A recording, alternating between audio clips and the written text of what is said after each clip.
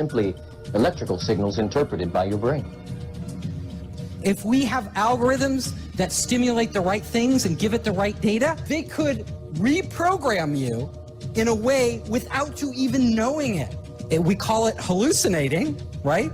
But these would be controlled hallucinations run by algorithms. So you think you're in control of your own will, but it's actually some evil AI or evil people controlling everything we do, and we're more like zombies, you know? Like we think we're free and we're not actually free. It's just on a collective level. They are working for a single agenda without knowing it. So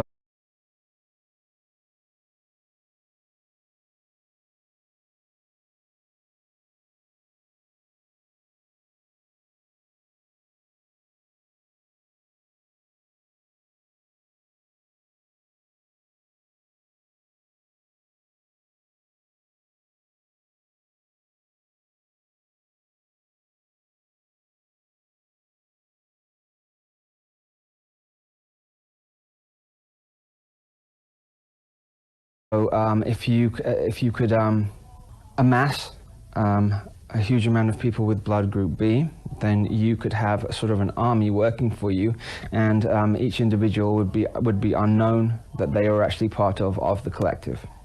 You know, like we think.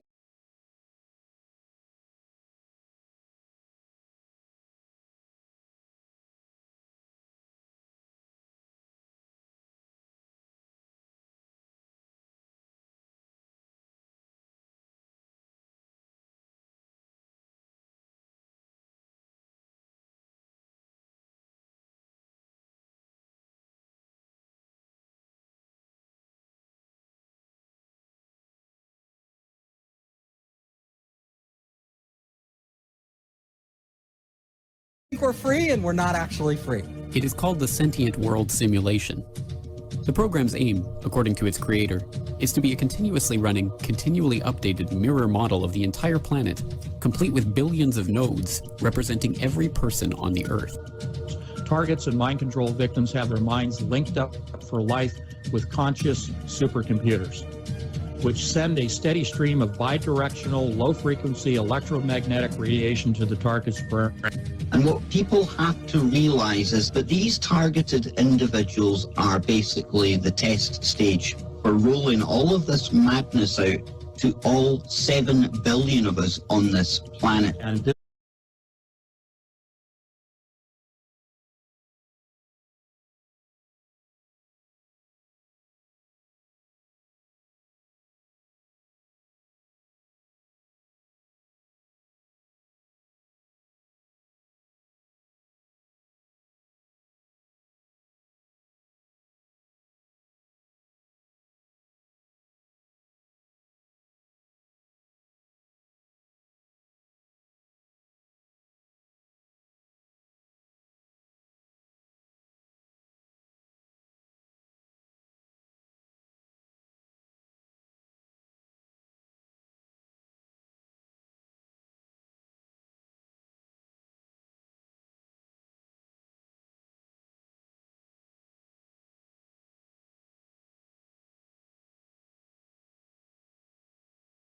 this was a white paper put out by Purdue University in 2006, and the Sentient World Simulation, SWS, went live in 2007, which represents every person on the planet within this computer matrix as a node, and every node is given an avatar, an identifier. And that is real-time, 24/7 monitoring of every person on the planet. This is primarily, but not exclusively, facilitated by the adiabatic quantum computers produced by D-Wave Corporation. At the time of initial reports on the program, there were only 62 country-level simulations being run by the US Department of Defense. These simulations grouped humans into composites, with 100 individuals acting as a single node. But already at that time, the US Army had used the systems to create a one-to-one level simulation of potential Army recruits.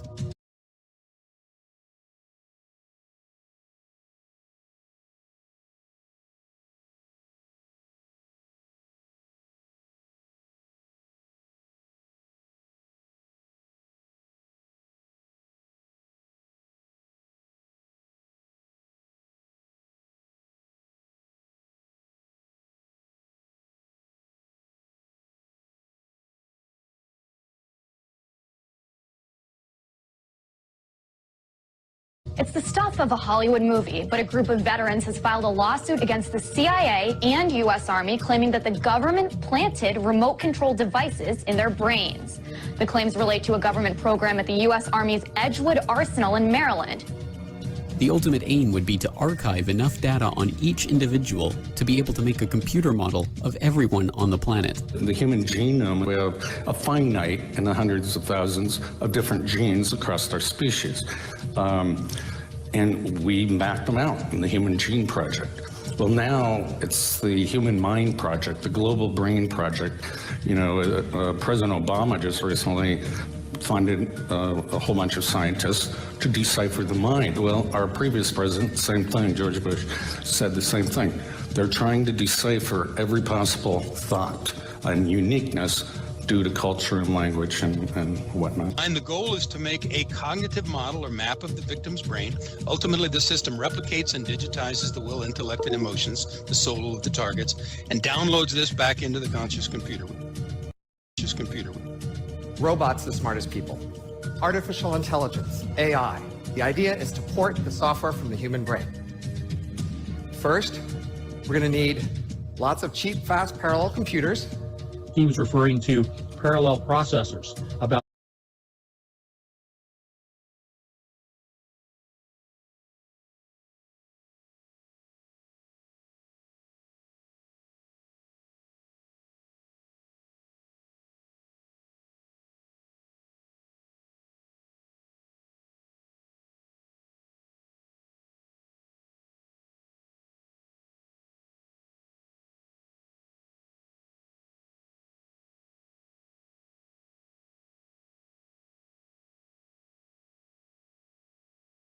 servers. What he did not state was that it is actually the quantum computer systems coming out of D-Wave that actually creates and drives this new matrix known as the SWS. It is not transistor-based servers that run this.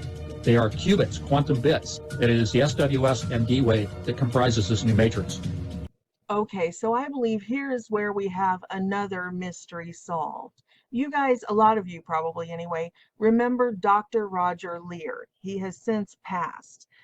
But many years ago, especially back in the 1990s, he became pretty famous for removing these alien implants, that these abductees were telling people that they had these implants and nobody would take them seriously. But Dr. Roger Leir did take them seriously, and he said, well, if they're there, let's prove it. Let's get to the bottom of this. So he started bringing them in and doing x-rays to find out, is there anything in there? And yes, they found them on the x-rays. So he assembled a team of surgeons and began removing them. And oddly enough, when I went back to get these videos off of my own YouTube channel, I put Roger Leir's videos of his surgeries and his presentations on what he found on my YouTube channel 12 years ago. And so I went back all the way back to the beginning of my YouTube channel and they're all gone. They've all been removed. Nobody sent me a notice. Nobody said anything. And they were so old, it's not something I would ever see in my feed. But yeah, I went back all the way back to my oldest videos and all of the Roger Leir videos are gone. But I was able to scrounge around and find the clips that I want to use, and I'll put links below down in the description box so you can go and watch some of his full-length presentations, like maybe an hour-and-a-half seminar from Dr. Roger Leir if you want. And I want to show you some clips of his findings that were super mysterious back in the 1990s. But now that we understand artificial intelligence and nanobots and black goo and all of this, it makes perfect sense. Like some of the anomalies were there was no incision, there was no scar, no incision point. But now we know that through the chemtrails, through the food supply, through the water supply, through the jabs that we've all had since we were children, through all of these different means, they have been layering this nano into us. He talked about them being linked into the neural system, and that when they would try to remove them, they would, as if they were alive, they would move away from him when they would go in to pull them out. When they put them on the gauze to take them over and look at them under the microscope, they appeared to move as well.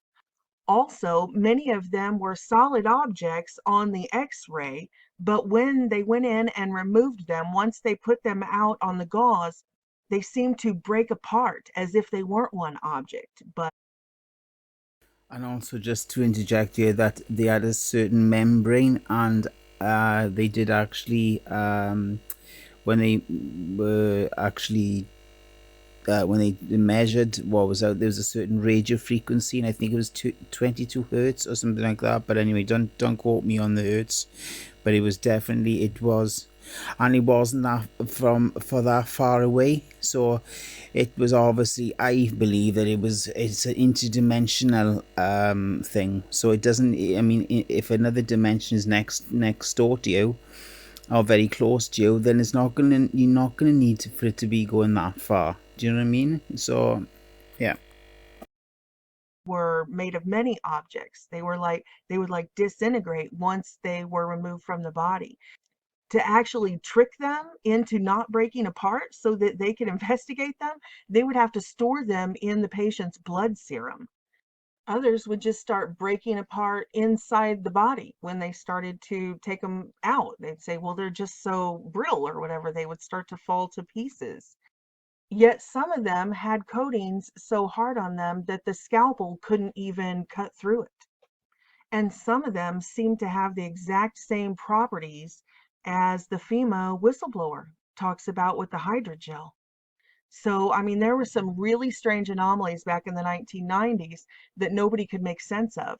But we can, now that we understand nanomachines and nanobots and all this AI self-assembly nanotechnology.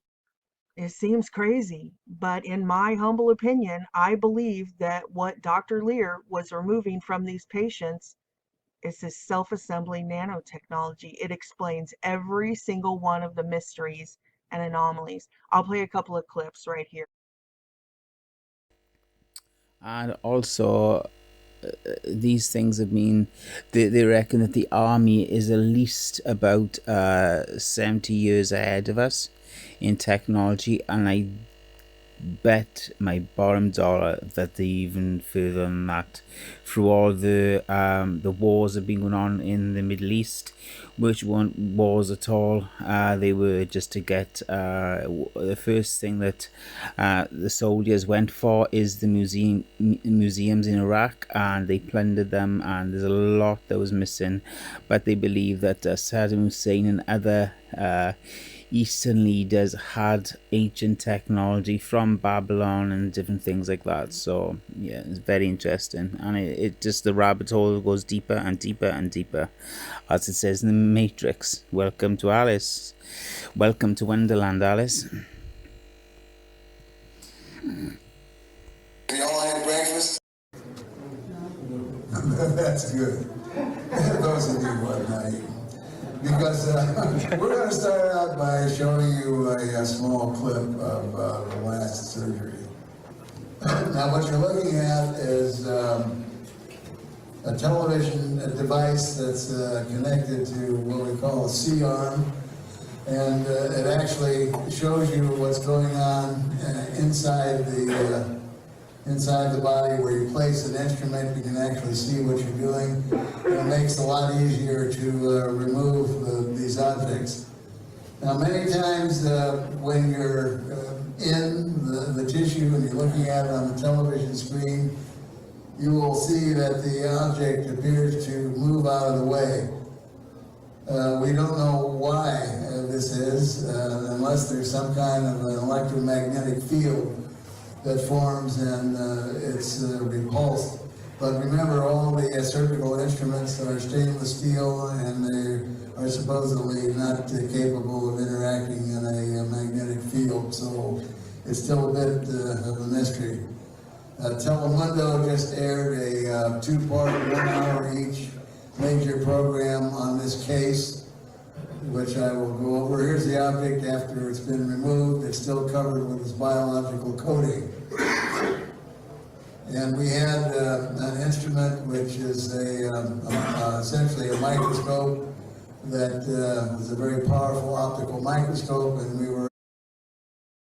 And just to say, in the last days, through the prophetic dream that Daniel took apart for, is it Nebuchadnezzar? He said that at the last days the man will be mixing, iron and clay, where, in the beginning, God had mixed Adam from clay and breathed life into him, Everything God did was he spoke things into existence. He breathed things into existence. And man is taking the replace of where you got Iron Man, you got all these, cartoon superheroes, and you got, the superheroes of the day. Now we have, instead of Christ, we've got all these, we got Thor, which is, it's all inverted, but there we are. Here we go. Sorry. To get it under the microscope and look at it almost immediately after it was removed from the body, which gave us a new insight as to what some of these things look like. There's one portion I should add that when looking at it through the microscope and the computer, that we saw something move, and this was after it was out of the body. So we still don't know exactly what that is. There's always something to learn. Here's the microscope, and he's getting it set up, and we'll put the object under it, and you'll be able to see what it looks like on the screen. Here's what it looks like on the screen. And this is looking through the microscope. It's just one small part of it, one very tiny, tiny, tiny little piece.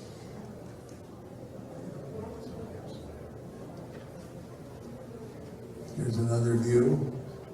Dr. Lear describes some of the extraordinary findings discovered during this amazing surgery. There is no portal of entry. There's no evidence how the object got inside the body. Then when we look at the soft tissues that surround the object, we find there is no inflammatory response. This is impossible, because anything that enters the body should have an inflammatory response. And then thirdly, they are surrounded by a large number of nerve proprioceptors which are not anatomically correct. Once the outer biological membrane was removed, it revealed a triangular-shaped object. This object was housed in yet another gray membrane.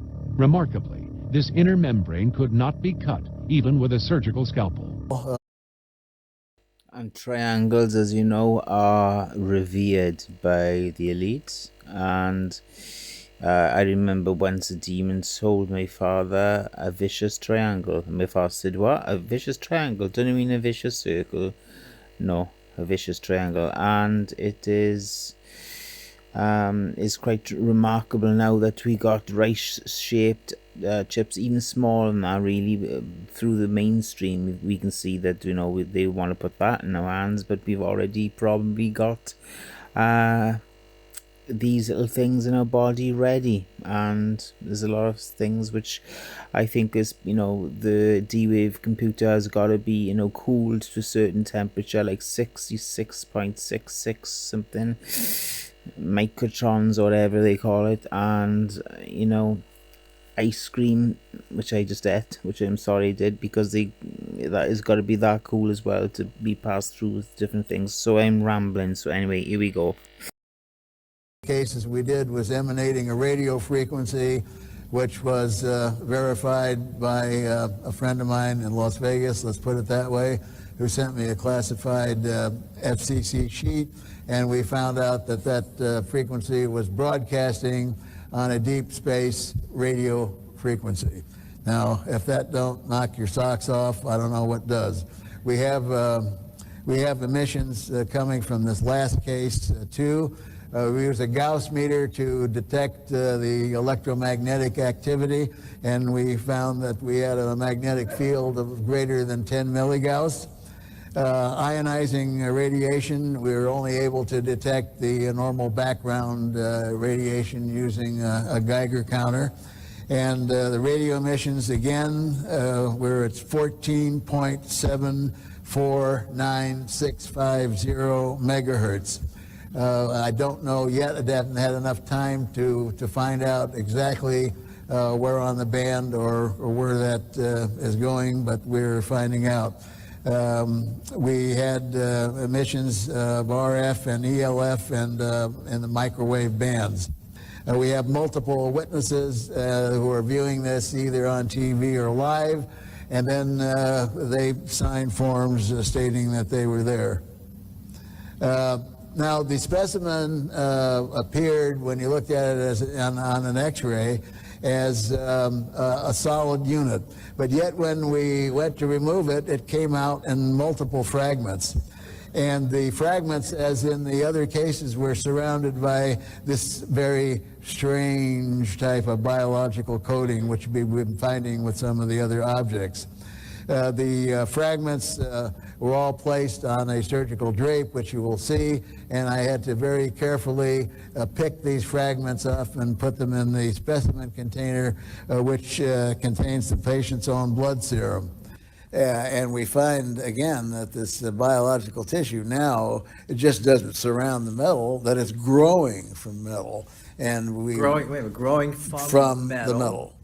Okay. So we looked at, the possibilities in academia of, what universities are growing biological tissue from, and there aren't any. As far as black budget is concerned, maybe they are, but we don't know anything about it. Right. So we actually look, with EDX electron microscopy and see that the actual biological tissue is growing out of the metal. I mean, that's a very strange thing. And then we look at the metals themselves, and we find things like elements that are very rare, that you don't find on Earth laying around, like iridium. Iridium has a small percentage of the Earth's crust, but it's very, very difficult to come in contact with.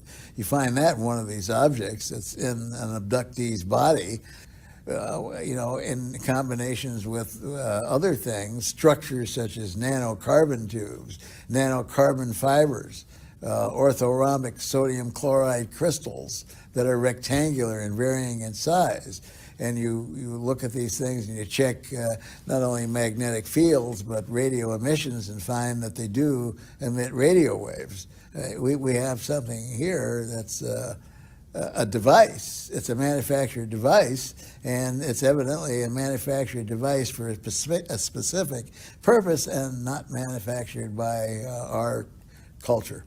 So all the way back then, that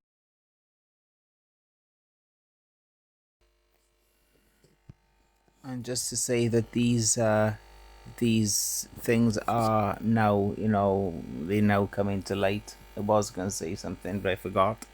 But I let her carry on. I just got to talk in between because this is her channel. I hope this isn't a thing. Anyway, here we go again.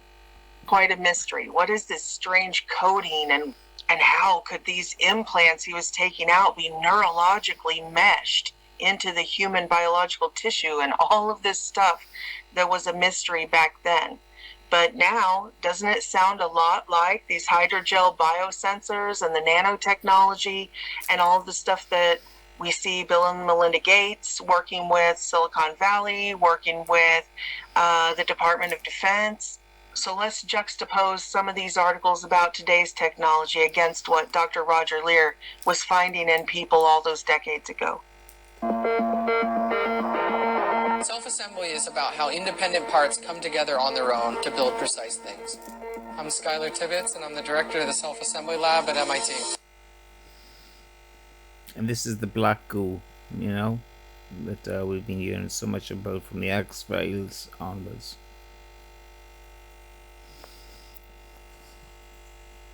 At first, nothing too interesting happens. But then we notice a movement. The balls start forming chains, called shooters, that try to reach the outside of the dish.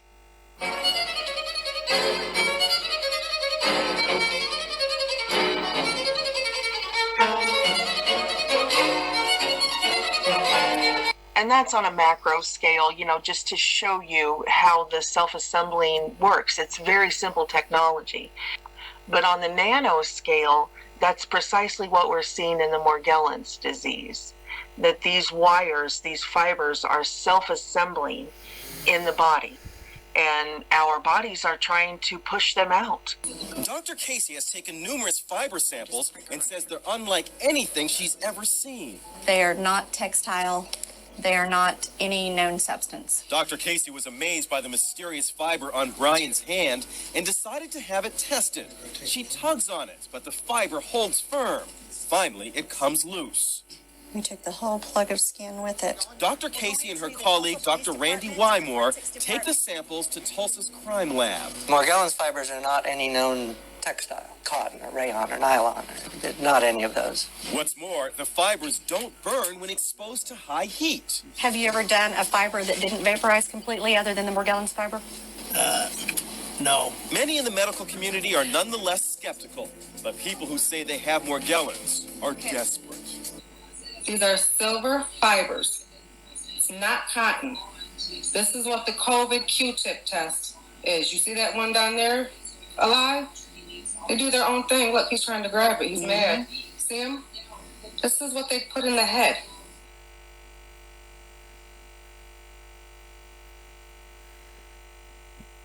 Look at it. It's actually... And I'm going to come over here to the regular cotton. Nothing. Nothing. Here's proof. Regular cotton don't do a damn thing. It's not fighting. It's not moving. I'm putting it by. It's not doing absolutely nothing. Nothing. So these things are alive. They're on the ends of the Q-tips, and they go on against the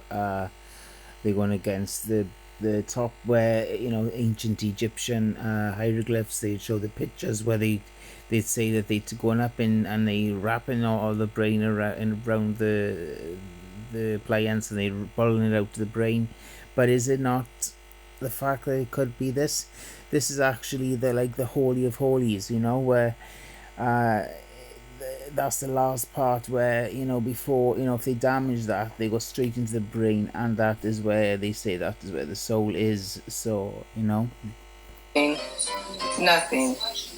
Whether alive or nanomachines and nanosmart dust with magnetic properties, cotton swabs are not magnetically attracted to each other. Okay, so you get the point. I don't want to put too much of this stuff in here because I don't want to lose the value of the entire video reaching people over it. I will put links below in the description box to full documentaries about this stuff if they don't break the links. Now they're breaking links even. But anyway, like here on the screen, this is from Johns Hopkins' actual official website. This is common. We know they're using all sorts of nano machines inside us. All sorts of nano delivery systems. You know, in past videos, I've shown all of the footage from Rice University and the patents and the doctors and all of it. It's all there. If you want to know about it, it's all there. So I'm not going to put it here in this video as well. I want to keep moving because the end game of layering all of this into our circuits, into our body, is to move us out of this frequency into those delta frequencies, the D-wave, quantum dimensions, or virtual reality. That's this frequency range right here. Delta brain waves occur during deep sleep. It's the unconscious mind. So have you ever seen somebody sleepwalk and they're completely, it's not them. Something is animating them. They're completely asleep, and yet their body is up walking around.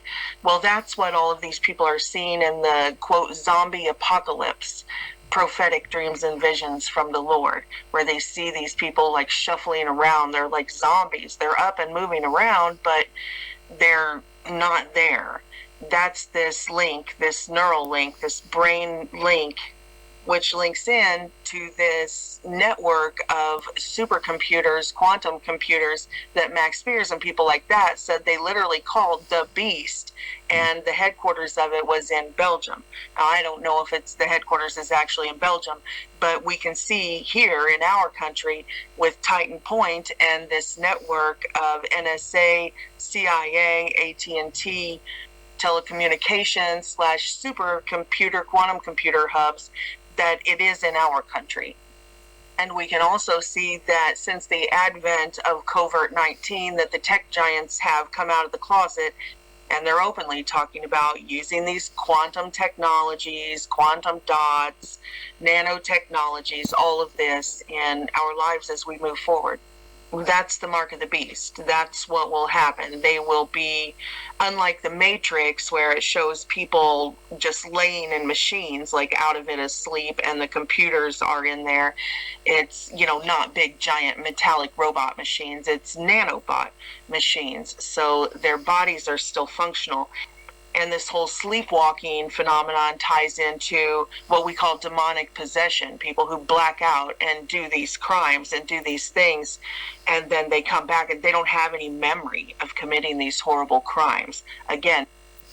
And just to add on to that my mother was demonically possessed, and she would be absolutely, completely blank as for hours. She remembered bits and pieces, but she remembered going into these rooms, into these prison cells, where she would be sort of attacked, and a lot of people have said when they've gone to hell that there is these black rooms. And when I tried to commit suicide last year, and before that, when I was 17, I remember going into total blackness where there was nothing.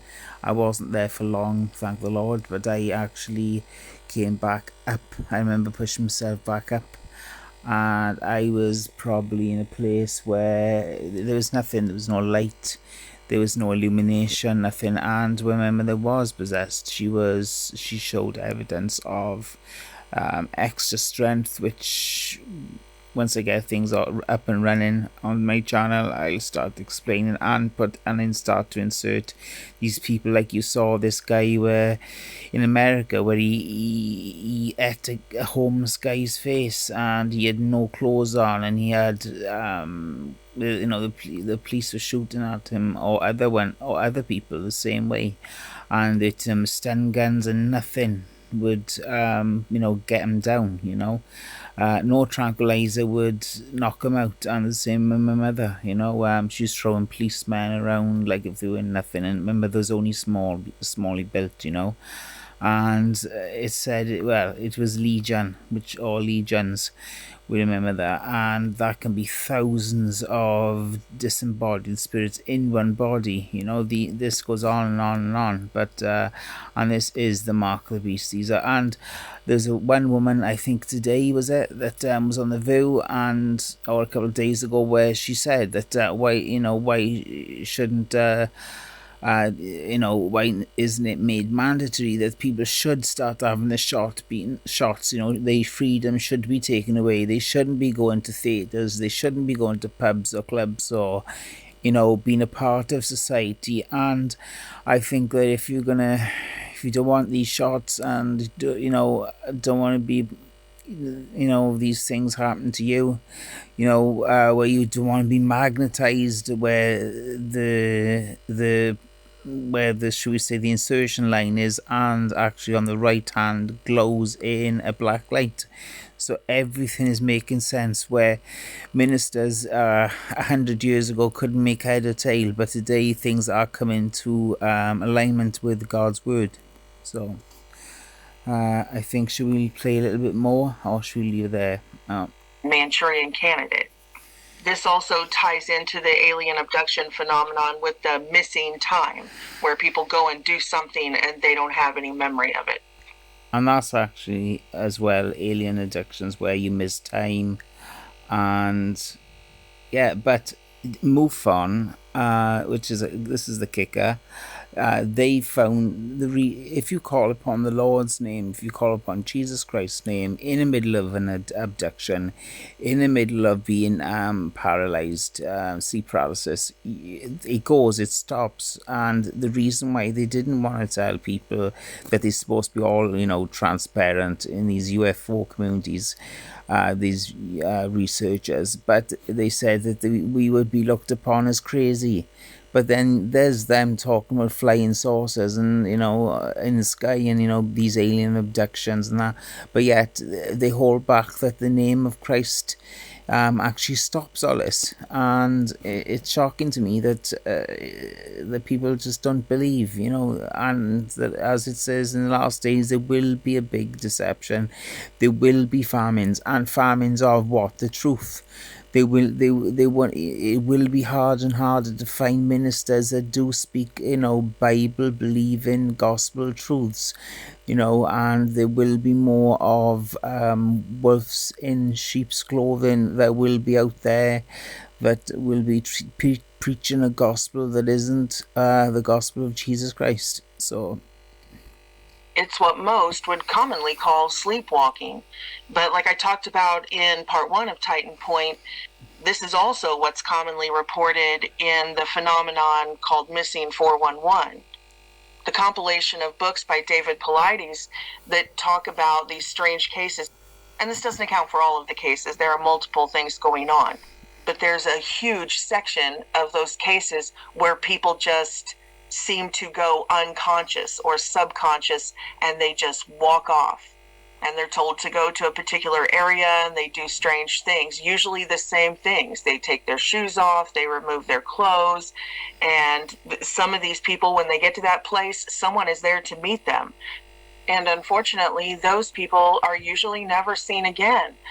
In other instances, they do themselves in. Most of the drownings that they find with these people who just walked off in the David Paulides Missing 411 books, they find them in, say, water that's only 6 inches deep or 12 inches deep, and yet they've laid down and drowned themselves without any evidence of any sort of struggle or anything like that. In other cases, the people are found and they just don't have any explanation for how they went into this sleepwalking type state. Remember that case that made it to mainstream news, out of, self-published books and into actual mainstream news, like the skier who went missing in New York and ended up in California and had to buy a cell phone and called his wife, and he's like, I don't know what's going on. I have flashes of consciousness being in a truck, and, I'm here. And they called the police, and he made it home safely, thank God, but it remains a, quote, mystery to them, because they ran all sorts of tests looking for, was he drugged, were there chemicals, and they didn't find anything. And that's because, like we always point out, the mainstream just refuses to make the paradigm shift into the 21st century. So they are testing for, things like that. And David Paulides talks about this a lot in his autopsy reports. He said they won't test for the things they need to be testing for. And that's because mainstream medicine, the medical community, are still in primitive times. They're still buying into the old paradigm. And they're not testing for nanotechnologies. They're not even thinking along those lines at all. They only think, was he drugged? What are the common causes of something like this? But the intelligence agencies, the corrupt elements and the CIA and the NSA and all, the people in the know, they don't want people to wake up to this, because nobody would go take quantum dot technology for this covert thing if they understood all of this. So they are actively suppressing information. And if you happen to be a scientist or a brilliant mind outside of the scientific community in their universities, their re-education camps, and you discover this stuff on your own, then they gaslight you. Oh, that's craziness. You don't believe in science. Listen to our scientist, Bill Nye the Science Guy, tell you how stupid you are, and all that. That's their narrative. They're always like, oh, you don't believe in science. And they're so primitive. They're like cavemen compared to the science that we're talking about in the truth community. And as you know today, that a lot of these, conspiracy theories back in the day are now conspiracy, quote-unquote, facts today, I think I might leave it there. But she is an absolute trooper, I gotta be honest.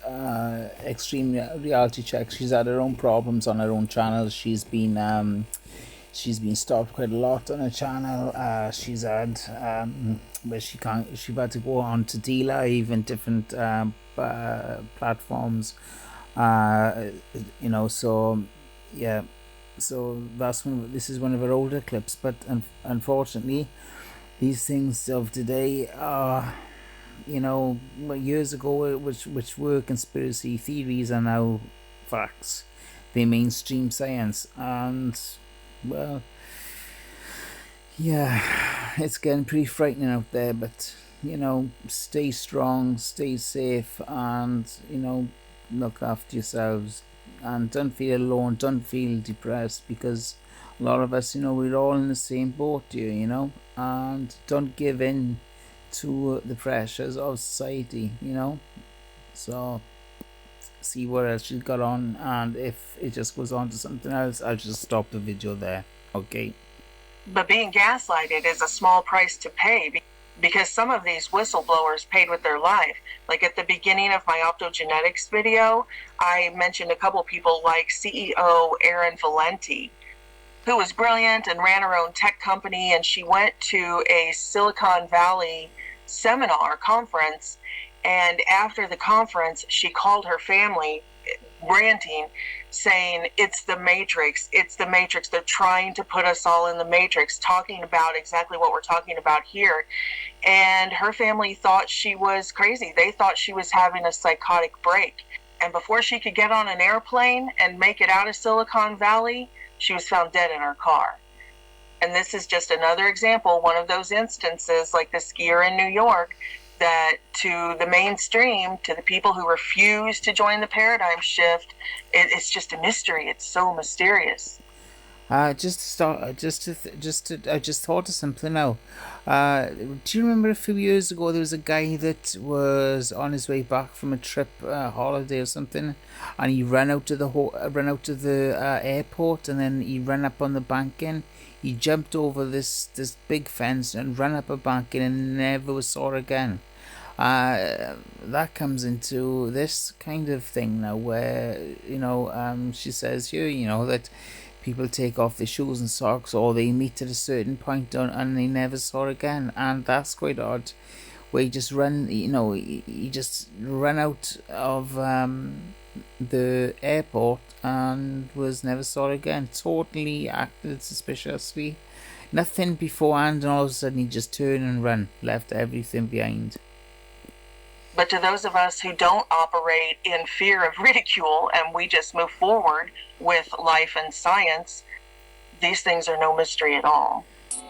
This is the mystery of how a 49-year-old Canadian firefighter who was skiing at Whiteface Mountain with colleagues in New York went missing one day, only to be found 6 days later alive and in good health, but in Sacramento.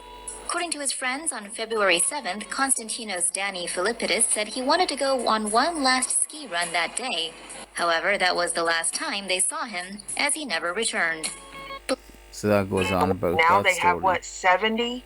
Just to go through school, they have to have 70 different jabs. Not to mention, like what I'm showing on the screen here, Alienware, of course that's a coincidence, that they have been trained since birth to live in this virtual reality through gaming and through doing everything on the computer.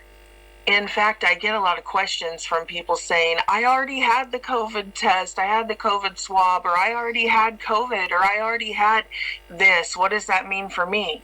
Well, it means you're in the same boat as the rest of us. It's in all of us.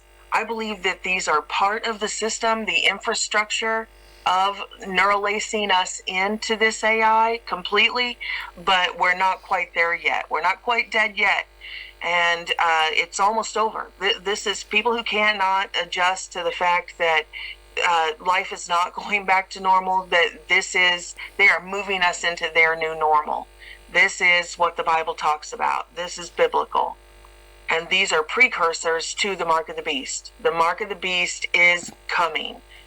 In fact, if you go to Strong's Concordance and look up that word that we translate mark, one of the optional translations is tattoo.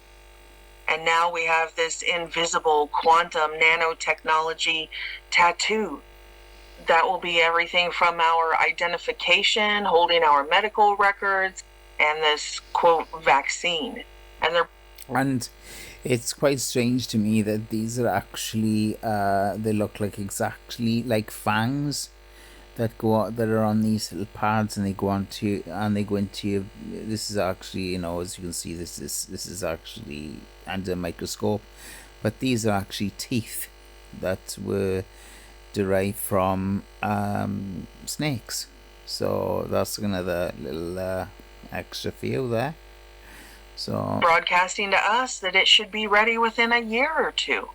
And then we see these tech giants that, like in the Titan Point Part 1 video, I laid out their connections to IBM, their connections to DARPA, and they're coming out with patents like Bill Gates' 666 patent. They debunk it. This is the fact check site debunking it. They're like, it does not mention inserting microchips into the body. No kidding, because the nano is already in us. This technology just links into that.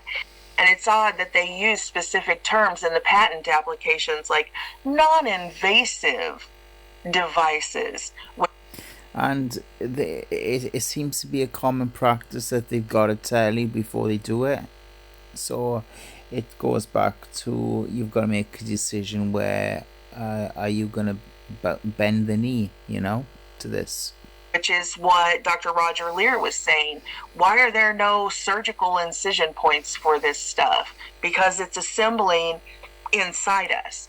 So can it assemble in your forehead? And what everybody's talking about, the pineal gland and all of this? Of course it can. But these patents coming from Gates and Bezos, they're for the work camps. This is high-tech human slavery, high-tech work camps. So Bill Gates' patent is for, specifically, the application is for a system whereby tasks are given to the users, which on participation or completion can be rewarded with cryptocurrencies. So, I mean, this is your paycheck. But like they've given in America, they've given different, like, was it ice cream or, a cake or something or other, or theatre tickets, or so that's your paycheck. It won't be like you can sit at your desk and watch YouTube videos and get paid anymore. They want the sensors inside your body, and they detect your heart rate, your temperature, your motion, to see if you are performing the task, even linked into your brain waves if you have a desk job. Did you complete the task? And you'll be rewarded with your cryptocurrency, your digital. This is, you can't buy or sell without it. They're laying it out right in front of us. And does 1984 George Orwell come to mind? Because it does to me. And it's, and you got They Live, an excellent film, which is, I think, is on YouTube. That is a definitely good one. If you have never watched that film, They Live, watch it. It's excellent.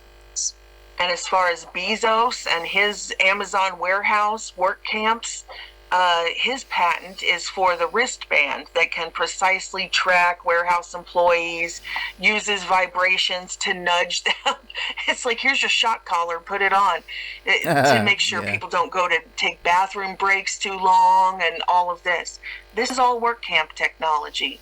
And of course, these patents are from 2018. Now we know these won't be devices. The devices that they're so ambiguous about, and that'll be these nano implants. Okay, so I want to jump back to the alien implants that Dr. Lear was taking out, and these quote-unquote alien abductions. I want to play this little clip from Dr. Carla Turner. She also has since passed away, but she was way ahead of her time in the 1990s. Now, keep in mind, these are the best video games right here on the screen from our computer systems were then. So for her to be making analysis like this about the alien abductions and virtual reality and finding connections like that, she was way, way ahead of her time. and she had a totally different take on it than all of the mainstream, like MUFON and the UFO community and all of that. She was a PhD. She gave up. In fact, her first book was called Into the Fringe. It was about giving up her career at the university because they weren't allowed to talk about these sciences. But she was so far ahead of her time, she had to. This was her calling. And of course, it cost her life. Here's one of her books, Masquerade of Angels. So, and what we've got to remember is many people that went out there and explained, like an ex-soldier that was going into these underground tunnels, and he had his hand shot off. He got killed.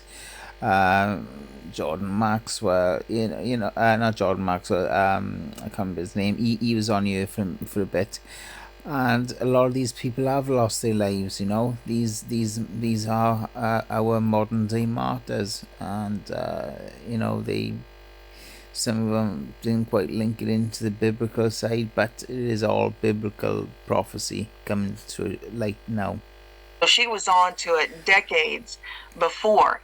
And don't let it escape you that the researchers that have a different take on it, like I just showed you, Dr. Roger Lear and Dr. Carla Turner, they were all cancered.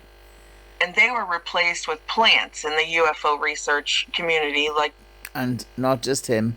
I mean, the guy from Ancient Aliens, have you seen him, like, with a wavy hair that looks like Einstein? I mean, he's a wrestler, he's an actor. And he looks like one of these goofy scientists with where he's, I suppose, like a thinker, where he hasn't got time to put his head down and put a come through it. So, Dr. Stephen Greer, who says all of the aliens are friendly. They're all our friends. They're just our saviors, and we should just welcome this. And we should channel demons. I mean, aliens. We should channel them. And as far as the Nazi Lebensborn breeding program, is it really a coincidence that, okay, this is Dr. Stephen Greer, and this is Warren Jeffs, the Mormon cult leader convicted of child sex assault, and this is Lawrence Krauss, the physicist that they parade around, right? Our scientists, we must believe in science. And of course, he's an anti-theist. And also, what you got to remember is that science is a religion. It was a religion back in the day when they were looking to try and get the Philosopher's Stone, turn metals into gold. So, this is all, pharmakia, it's science is a religion, so. A euphemism for Antichrist. So I'm sure it's just a coincidence that they look like triplets, or at least brothers from the same gene pool. But anyway, back to the late Dr. Carla Turner and Dr. Roger Lear, and these implants, and they're linked to virtual reality. With their advanced technology, the aliens can create virtual reality scenarios that are usually absolutely real to the perceptions of the targeted abductee. Now, such capabilities have often been theorized and hypothesized and discussed in this field, but for me, they were confirmed in an extraordinary case, multiple case, that I have helped research for the last couple of years, involving an abductee named Ted Rice. This is the one story I do intend to tell in detail before going on. In the early 1990s, Ted was in Florida visiting an old friend named Marie, and she had also invited a third friend, a woman named Frances, as a house guest. Ted was in one room. Marie and Frances went to bed in twin beds in the other room. Shortly after going to bed, Ted heard his hostess Marie screaming, "Ted, come here quick." And he hopped up out of bed, ran down the hallway, and as he approached the other bedroom, he could see a blue glow coming through the open bedroom doorway. When he walked inside, he saw a very strange situation. His host, Marie, was pinned as far away, up against the wall, as far away from the bed area as she could, staring fixed at one of the twin beds in which Frances was still lying. The bed was surrounded by a large, spherical, blue, energy field of some sort through which little lights seem to dart and move.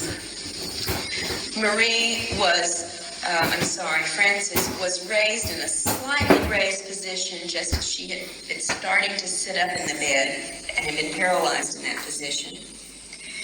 And sleep paralysis, what I've had as well, this is the same kind of thing, so it branches off. So that's something to think about. But call on the name of Jesus and it does stop. Ted and Marie yelled at her, are you in pain? Can we help you? What's wrong? She could barely hear them, and when she did answer them, they could barely hear her, and this is in a small bedroom. She, for several minutes, they observed, was carrying on a conversation with the ceiling. And then a few minutes later, she was carrying on a conversation with the foot of her bed. A few more minutes passed, and the sphere of electrical energy disappeared, and Frances was able to move again. When she sat up, she told them what she had been experiencing. It had begun, she said, hearing the sound of a helicopter low over the house. And in fact, she had turned to her hostess, Marie, and said, "What's a helicopter doing over the house this low, this time of night?" Marie said, "What helicopter? I don't hear anything. You're dreaming. Go back to sleep." Frances said, "No, don't you hear that helicopter?" At that point, she had started to sit up. That's when the blue sphere of energy had coalesced around the bed. Frances told them after this was over that it had seemed as if the ceiling dissolved or disappeared, and I've heard this over and over and over again, and she could see through the ceiling up to the trees above the house where there was a strange crash. She had thought it was a copter when she heard the sound, but as she looked up, it was not like any copter she had ever seen. And within this were two alien creatures, which she described in physical detail, with which she carried on a conversation for several minutes. And then she said they came out of the craft and beamed down to the foot of the bed. Didn't you see them? And where she carried on another few minutes of conversation. When the sphere disappeared, so did the aliens, so did the invisible ceiling, and so did the strange craft. Frances had not been able to see the blue sphere of light around the bed. All she had seen was a craft, heard noises, had a conversation with two alien entities. Marie and Ted, who were outside of this field watching this, saw and heard only the blue sphere. If they had not been in the room to observe this, Frances would have believed with all sincerity that she had had exactly the encounter she thought she had, but she didn't. So anyway, these buildings were built by AT&T originally as these AT&T long-line hubs, which we talked about already in part 1 of Titan Point. But AT&T was the first one to introduce us to this fiber optic technology, that information could be carried on this light. And then we moved. So I don't know to leave it there. I'll leave it go for a couple of more minutes, and then this goes back to something where the totally spiritual. They keep these aliens. They're always on about the New Age. If they want us to actually, they always try to go against the like Antichrist theories. So why they're so interested in the New Age and all this and channeling, and go against God, and they're supposed to be the come from the Palladian, whatever it is, and as they always said, they've caught them out lying, or they come from this certain world, and then they found out that they come from this different world, so they've caught them lying on countless occasions anyway. On to talk about the Starlink system being put overhead by Elon Musk, and how these frequencies can be beamed wirelessly now with Wi-Fi instead of through the tubes, which led us into talking about exactly what Dr. Carla Turner is talking about here, that this Wi-Fi technology has been common in UFO experiences, especially linked in to Project Bluebeam. It's common that people will report seeing a blue beam come out of the bottom of the craft and hit them, and then they have this experience that is very real to them. And maybe we all know that the Nephilim races and the demigods and all of this, that's all true.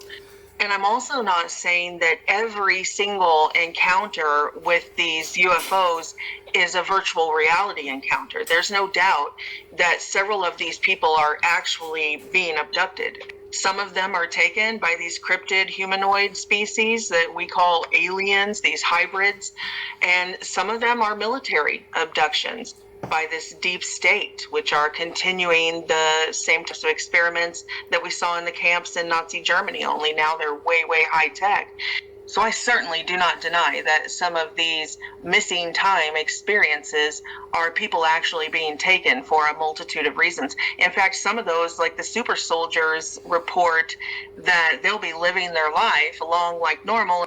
Then all of a sudden the switch is flipped and they'll have to sort of report to duty, which makes you question things like this firefighter that left the skiing lodge and then showed up somewhere else in the country 6 days later with a haircut, like a military haircut. What was he doing for 6 days? Was he just asleep, like he said, the whole time? Maybe some of these missing time events are these Manchurian candidates. Maybe they're not all being experimented on. Maybe some of them are actually doing some sort of covert missions that they simply don't remember. And just quickly, something that happened in my family. My mother and father were in bed, and all of a sudden the walls disappeared, and I saw my mother looked, and there was a chariot with what it looked like what she said that what I think is the angel of death, or Apollyon, the second in command, came and was going, and she turned to my father and she said, "John," she said, the angel of death have come to take it's come to kill you. So he came, he just went down on his knees and he prayed to God, and all of a sudden these horses, there's 5 horses, there was 4 in the back, 1 in the front. They were wild-eyed, they had foam coming from their mouths, and they were galloping towards my mother and father. And the chariot it wasn't like, doors at the back. It was something where, you'd lay down flat and then it would take you. So my father, as he prayed, the horses geared up and they stopped in their tracks, and then the wall just reappeared. It went back up. So these are, we as I say, we do not deal with flesh and blood, but powers and principalities in high places. So, as I said, pray that no weapon shall thus be formed shall prosper in the mighty name of our Lord Jesus Christ. And I think I'll leave it there. It's gone over an hour now, so I might put this on my channel. I don't know if I got a strike off, but I'll ask her before I put it up anyway. So anyway, you all take care and God bless. And yeah, interesting things out there, isn't it?